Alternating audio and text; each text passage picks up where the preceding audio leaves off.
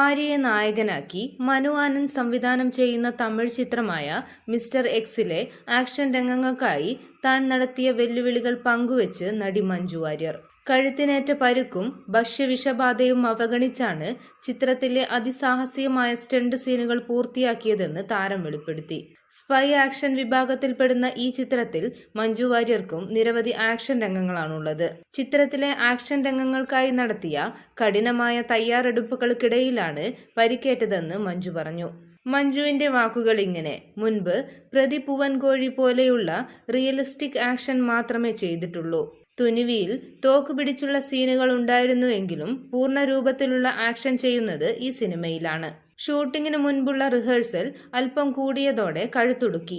ആ വേദനയും വെച്ചാണ് സ്റ്റണ്ട് സീനുകൾ ചെയ്തത്. കഴുത്തിലെ ഉളുക്കിനു പുറമെ ലൊക്കേഷനിലേക്കുള്ള യാത്രക്കിടെ ഉണ്ടായ ഭക്ഷ്യവിഷബാധയും മഞ്ജുവിനെ തളർത്തി.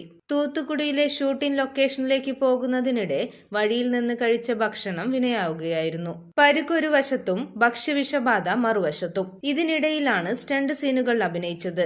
എവിടെയാണ് വേദനിക്കുന്നതെന്ന് മനസ്സിലാക്കാൻ പറ്റാത്ത വിധം ശരീരം മുഴുവൻ വേദനയായിരുന്നു. എങ്കിലും അതൊക്കെ ഇപ്പോൾ ഓർക്കുമ്പോൾ നല്ല രസമാണ്. തമാശ രൂപേണ താരം കൂട്ടിച്ചേർത്തു.